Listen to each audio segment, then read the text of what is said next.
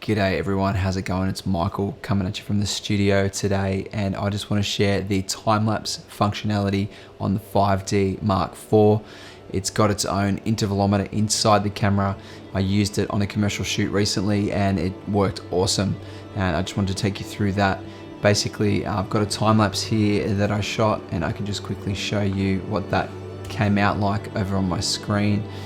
I was really happy with it, and it was going to be used in a client project, but we didn't end up needing to use it because it sort of didn't fit with the flow overall of the video, but it turned out really great anyway. So I'll show you the finished product, and we can just watch that through.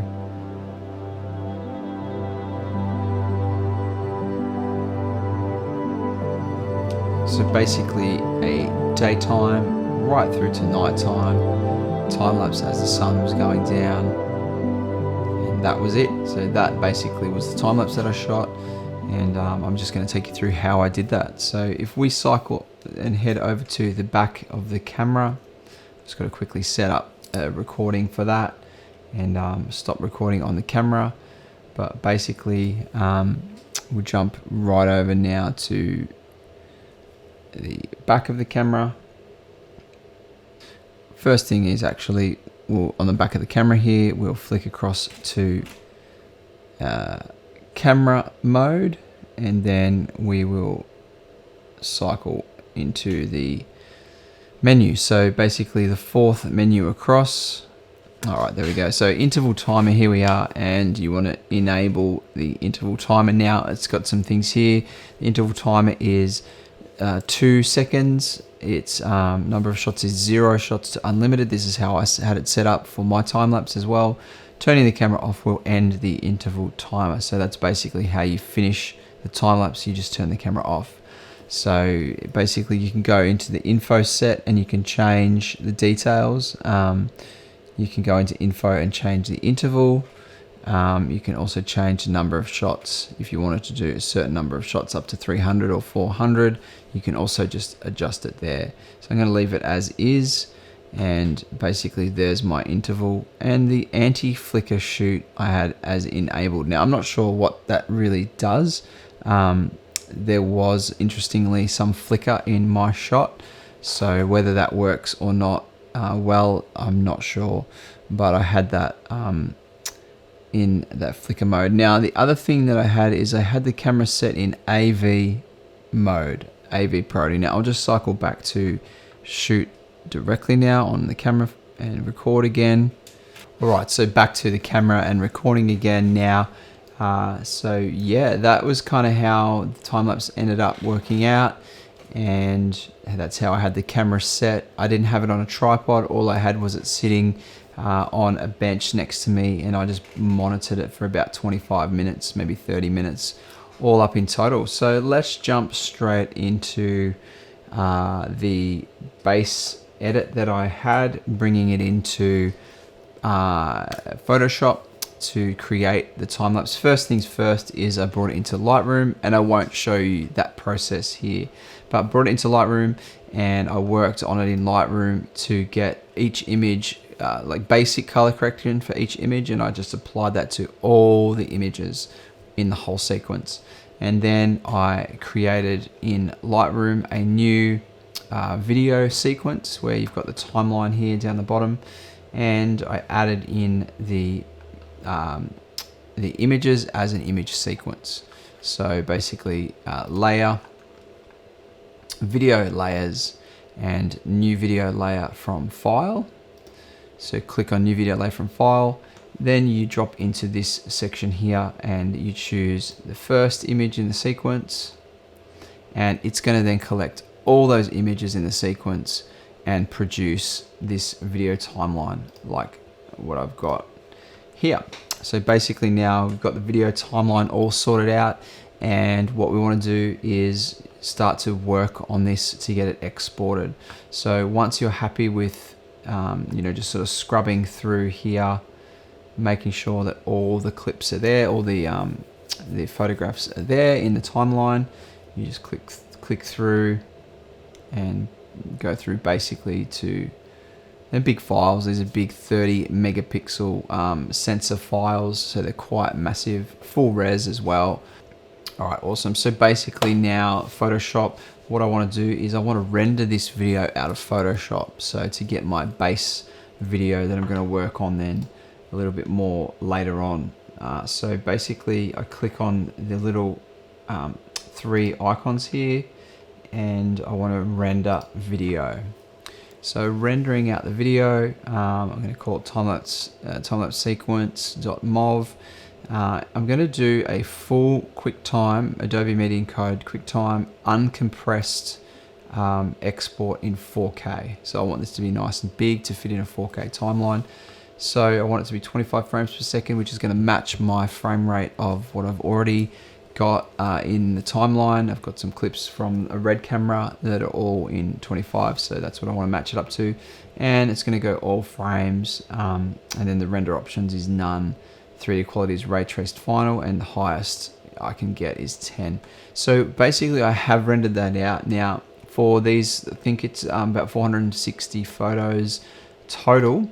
This rendered out to this file here called Untitled, and it's actually 14 gigabytes. So it's a massive file, huge file. I don't even think this will play directly on my computer, but basically that's how it rendered out. So from there, once I had the rendered out file, I then crossed over to After Effects, and this is my After Effects timeline. Now, one of the things I noticed when I first exported this film, and I didn't keep that file unfortunately, but I exported it, and I've got some exports here. So basically exported out the movie from After Effects. I might just explain quickly here. I've brought in Untitled. So that was the first thing that I brought into After Effects. And then what I did is I created this composition called Untitled. So if we have a look what that composition is, it's a pre-composition. And in that pre-composition is some few effects. And I just want to take you through what those effects are.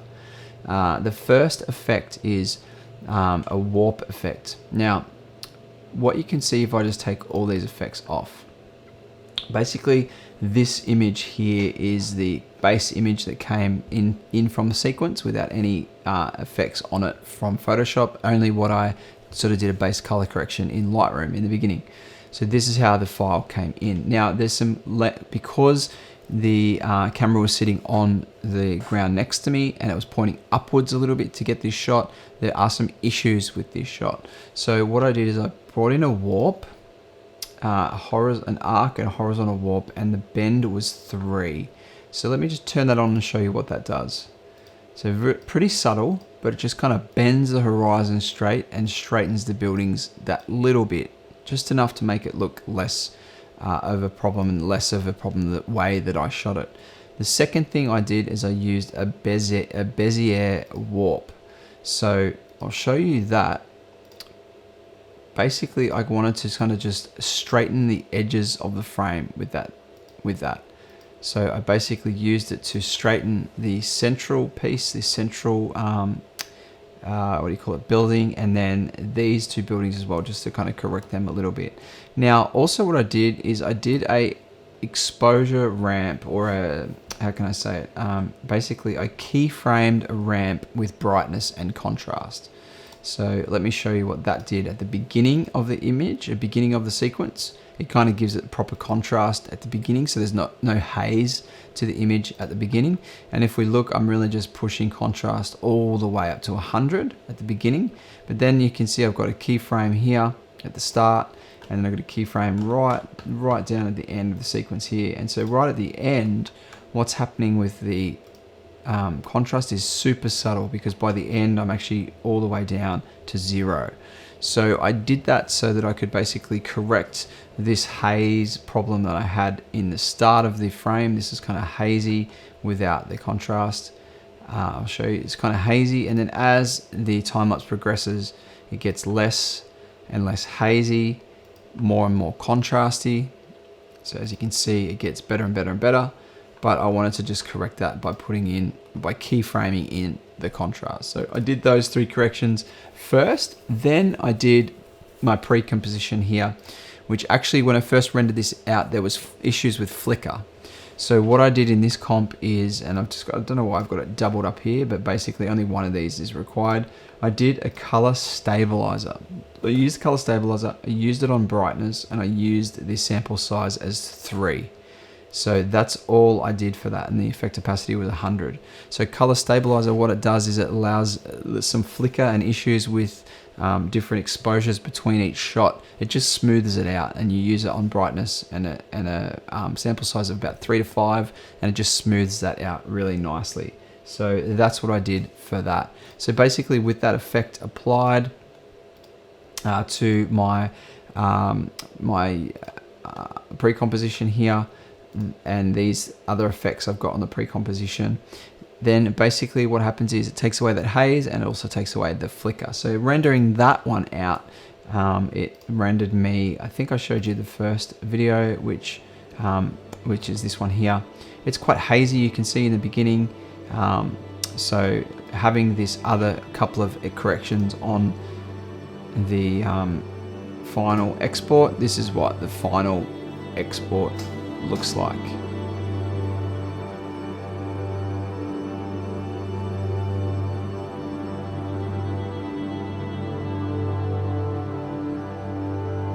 So there it is. That was what the time lapse ended up coming out like, and it's awesome because, you know, with the 5D Mark II or 5D Mark III, I used to have to use an intervalometer to get a time lapse like that, and this was able to do it in camera and did a really good job of it. And that the anti-flicker setting, I think, did help a little bit, but then doing that extra correction again, as I showed you in After Effects, you know, really enhanced that, and that was just on this pre-composition. Just putting on the effect called color stabilizer, that really helped to just get the final image looking really crisp and really contrasty. Now, funnily enough, this didn't get used in the edit. Time lapses like this are great for transitional elements, like if you're going from a daytime shot to a nighttime scene. A time lapse like this can be, you know, really crucial in an edit, just to give people the idea that they're moving from one scene to the next. Also, these are really good for things like establishing in the beginning of a scene. You could do a sunrise time lapse to kind of establish a whole video. You could also close out a video with a nighttime time lapse, something that shows like this, you know, closing the chapter on a video. So time lapses are awesome. They're awesome in high res. The 5D Mark IV kills this because it's got a 30 megapixel sensor, so it looks incredible. And you know, all it is a bit of a time to shoot the time lapse, and but once you've shot it, it's awesome. I probably didn't mention that the camera was in the AV mode. Now, the reason for that was I set the aperture to stay the same for the whole extent of the time lapse. But what I wanted to change with the time lapse was I wanted the shutter speed to increase as the light got darker and darker. So as it went from daytime to nighttime, I wanted the exposure to change. I knew the exposure was going to change with the scene, so I wanted this shutter to basically continually drag longer and longer, and the camera does that automatically in this scenario. So you can get set and forget and get great results of a day to nighttime time lapse.